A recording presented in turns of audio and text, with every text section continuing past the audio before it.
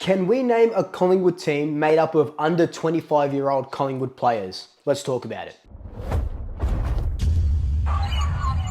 This is going to be a two-parter of a video. The first part of the video, we're going to be talking about an article that appeared on the Herald Sun via Glenn McFarlane, a big-time Collingwood supporter.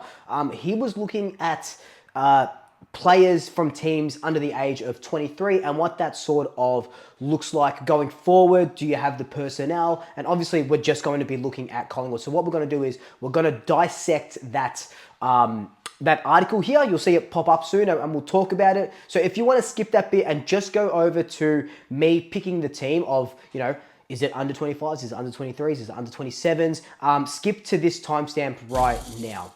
But if you're here for the article, let's talk about it. Like I said, Glenn McFarlane wrote an article on every team outlining their under 23 players and what that looks like going forward. Now, we don't have a vast variety of under 23 players. I just pulled up some stats before. So we have about 17 under 23 players, and that's including the 3 rookies that we just picked up. Sorry, not rookies. That's including the 3 draftees that we just picked up. So we cannot field a best 23 with just under 23-year-olds. But we'll talk a little bit about that later. Now we're going to go through this article. Now, the first bit he's got here is who's the headline maker. Now, obviously, we know it's Nick Daicos. The article goes on to say that he's going to predominantly play in the midfield in 2025, which is pretty much what he was doing in 2024. And that's where he racked up 38 Brownlow votes in his second year. Like, again, I will not stress this enough that he just turned 22. He hasn't even hit anywhere near his peak yet, and he was competing against Patrick Cripps, who, Patrick Cripps broke the Brownlow tally record. But Nick Daicos with 38 would have won the Brownlow in every single year that it had happened. Like, that's insane to think, right? So it's a third time lucky for Nick Daicos. So he's obviously the head honcho of our under 23s. Next up is the X Factor. Who's going to be our X Factor? Now, I've talked about him in a trillion videos. Nick Daicos said he's going to be an absolute superstar. It's Ed Allen. So we're already sort of in good stead with these under 23-year-old players where, people say that, Collingwood are going to drop off a cliff because they've got an old list and, they've got 10 over 30s. And yes, we do have that. We do have the oldest list in history to play in AFL. But when you've got a 37-year-old, because Pendle's just turned 37, and still Cybot and stuff, of course that's going to bump up your age list. And Pendle's, it's not like he's 37 and he's playing out there with a cane. He's 37 and running rings around some of these young guys. But our X Factor is Ed Allen. And like I said in my video previously, I do think that by the end of the year, we'll see him in the best 23. Now, the next one that it talks about is who's the question mark in that under 23 bunch. And Glenn's put here Finn McRae and Reef McGuinness. Now, 2 huge question marks, right? These guys have got so much potential, but they just have only showed glimpses of it. Reef McGuinness has showed more than Finn has. Finn has been dominating in the VFL, just can't take that over to the AFL level. This needs to be his year. It's his final year of his contract. It's the final year of Reef McGuinness's contract as well. Now, we know Reef is going to be put as a defender, last line of defense. Is that going to work out for him? His AFL career is on the line at the Pies anyway. And same with Finn. So Finn in preseason has been training as a half forward, sometimes pushing into that inside mid role. So is he going to be some sort of hybrid, kind of like what Taylor Adams was? That's going to be interesting to see in the training videos that we've got coming up because training resumes this week. So keep a close eye on Finn and mainly Finn more than Reef, because Reef does have that position now. It's just about Finn. They're just floating him around. So we just want to know, does he fit in this Collingwood side going forward? Because we still have big raps for him. And, sometimes he does let us down, but every Collingwood supporter still wants to see this guy just absolutely succeed at the AFL level. Now, the next one is keep it up. So it's like who has done enough to sort of warrant, oh, look, they're looking okay. Harvey Harrison. Now, before he did his ACL, before he had that injury, Harvey was lighting it up. I loved everything that Harvey was bringing. It reminded me of a sort of younger Jamie Elliott, but pushed up the ground a little bit more. And with Joe Richards not at the club anymore, I thought Harvey could have been that guy to sort of overtake that small forward role. And now we probably won't see him for until about the mid-season ish area. But he is moving really well after that ACL injury, so that's really good news. Glenn McFarlane also mentions Will Parker. And, I even mentioned that Will Parker is going to be one of my rising players. Not best 23 or anything like that. But I just thought, from not showing a lot, personally, I didn't think he showed anything, or not a lot in those first few debut games and stuff like that, to that last game with Ed Allen, just absolutely blitzed it. So I love what I'm seeing now from Will Parker and his attitude at training. Now, watch this space and smells like Teen Spirit. So these are the guys that have been sort of untried. We saw TJ play that one game last season, but, pretty much untried. He's going to be vying for that halfback role, kind of like what his brother does. Harry Demetia, we haven't seen a lot of him. He came into the football club with sort of really good high expectations. Then he had that finger injury, and then a couple of injuries in the VFL, so he wasn't really finding his footing. Found it towards the end of the year. He does, and from his own words, he does want to play in that in that wing role, and that wing role is taken at the moment. He needs to build his tank up a little bit, but he's I watch this space. And then you've got your three draftees, Joel Cochran, Will Hayes, and Charlie West. We talked about Joel Cochran yesterday and the other day, and how I think that he will be a debutant this season if we sort of need that running, dashing defender that can take a good mark and is really tall. Then Charlie West and Will Hayes. So, no, we don't have a lot of the under 23 to make a best 23 side. But we do have a good batch, and there's always talk about us being old and stuff, but we do have a good batch of 27 and under players. Criteria for this next section, where I start picking the team, in my mind before I started recording this video, it was, can we get a best 23 with under 23 players? Like I said, we can't. We only have 17 players. And I thought, okay, let's change the goalpost a bit. Can we do it with under 25 players? And again, we can't do it because we can't field a team. So you have to push up until 27 and younger players, so 27 years old and younger players, to field a full team, give you that bench as well. So what we're going to do is we're going to go from Dan Houston down, pick our team. So what you're seeing here is from draftguru.com.au. We'll be picking our team from zerohanger.com.au, and then we could just go from there. One thing I do want to make mention before this is our under 25 players. So we've got 19 players under 25 at the moment. If you look at someone that's sort of on our level, Carlton, they've got 23 under 25-year-old players. Then if you look at West Coast, they've got 27, and then Richmond have got 32. So you can see the teams that are sort of in their rebuilding phase, and the teams that are sort of in that middle bracket, even though Carlton with 23 can field a best 23 team with under 25 players, in the same sort of bracket. But without further ado, let's pick this team. Now, this is going to be an interesting one. It's going to be an interesting one because we barely have any defenders that are under 27 that are key position defenders. But anyway, let's start. So we'll start with the back pocket. So back pocket, we're going to chuck Isaac Quaynor over there. Coming out of fullback, you can only really put Charlie Dean there, because Billy Frampton, what's Billy Frampton? He's like 28. Yeah, so Billy Frampton's out of it.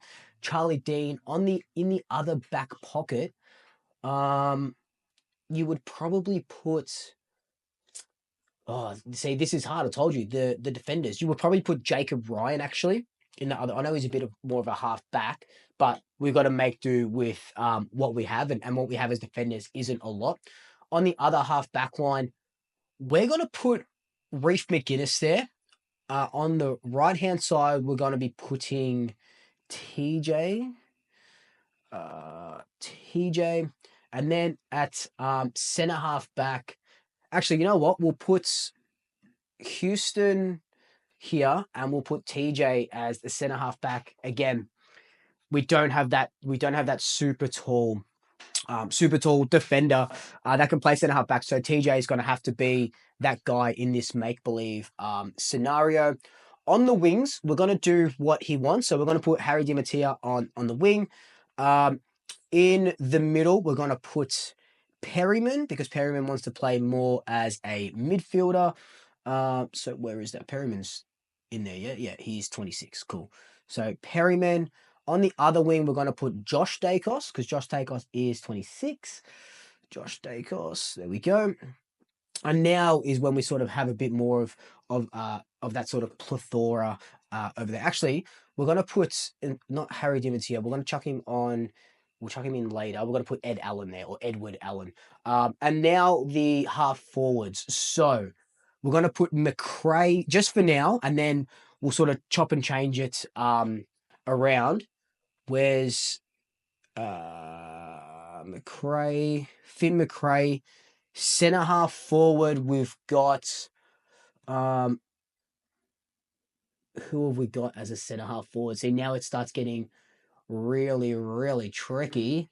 Oscar, let's put Oscar. Whoops, let's put Oscar Steen in there.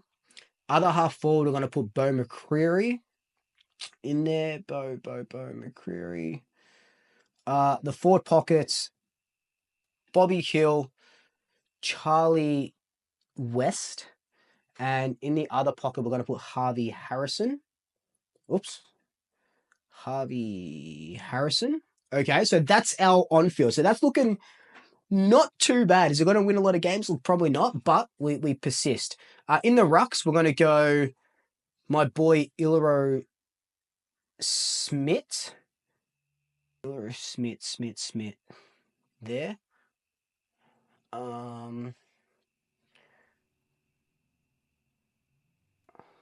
Actually, I just scrolled up a little bit. Ash Johnson is 27. Beautiful. So we're going to put Ash Johnson here. Because Oscar Steen's not really a forward. Followers, you obviously got Nick Dacos there. And then the other follower, who are we going to put next? Ned Long, actually. I think we'll put Ned Long in there. So on the interchange, now we only got 4 on the interchange, so we'll likely have 5. I'm going to put Joel Cochran there. You know what? I'm going to put Cochran here as a centre half back because he's tall, can take a good mark, and can run, kind of like that Darcy Moore role. We'll put TJ on the bench here to give us that run. We'll put Lockie Sullivan here. Sullivan.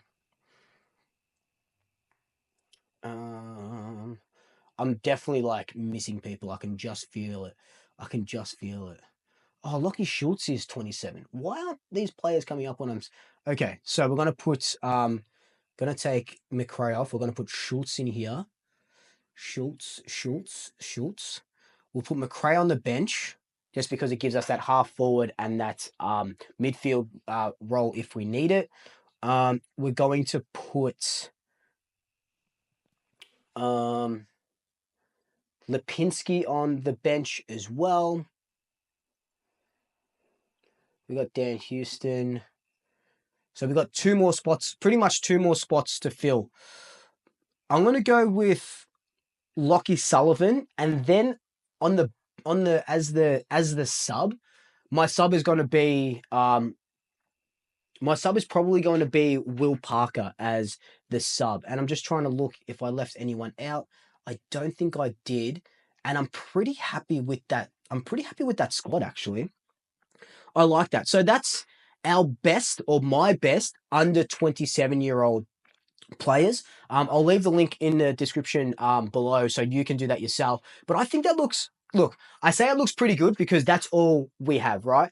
If you put that side out against, Brisbane, Sydney, they're going to demolish you, right? Mainly because we don't have any key fullbacks. Now, Charlie Dean, Joel Cochran, and those guys I got in the back line, they're not your big, tall, key defenders, like a Billy Frampton or, even a Darcy Moore, those one-on-one defenders.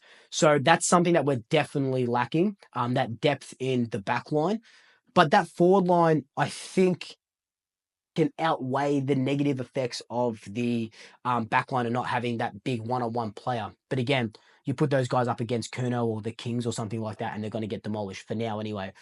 So that's something that we definitely have to work on moving forward, is getting some real key defensive posts soon, because be that free agency or the draft or the trade period, that's something that we definitely have to work on, because once Darcy Moore and once Jeremy Howe goes and Billy Frampton goes, and these players start getting older, we don't have that cover, and defense wins games. So you can't be putting Charlie Dean as a one-on-one player against Max King or Cochrane or Reef McGuinness. It's just not going to work. So doing this exercise, that's something that I've definitely noticed. But I think we're pretty set all throughout the rucks. Ilro Smith, Oscar Steen as well. I think, Smitty's going to be a really, really serviceable ruckman, a really good ruckman.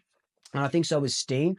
You're probably looking at, you want another centre half forward, so another young key forward. But again, Charlie West has been the biggest key forward that we've drafted in 10 or so years, God knows how long. So that's definitely something that we've got to do a little bit more of. I think the midfield is thereabouts. You can probably even argue that Harry Di Mattia can be a sub as well, because he can go on the wing, he can go on half back if you need him. So the sub is up for debate. But that's what I've got at the moment. Let me know your thoughts down below. Did I mess up? I probably did. Did I leave someone out? I probably did. But let me know your thoughts down below. And until then, like, comment, subscribe, tell your family, tell your friends, tell your pets. And until next time, double shackers. I'll soup you later.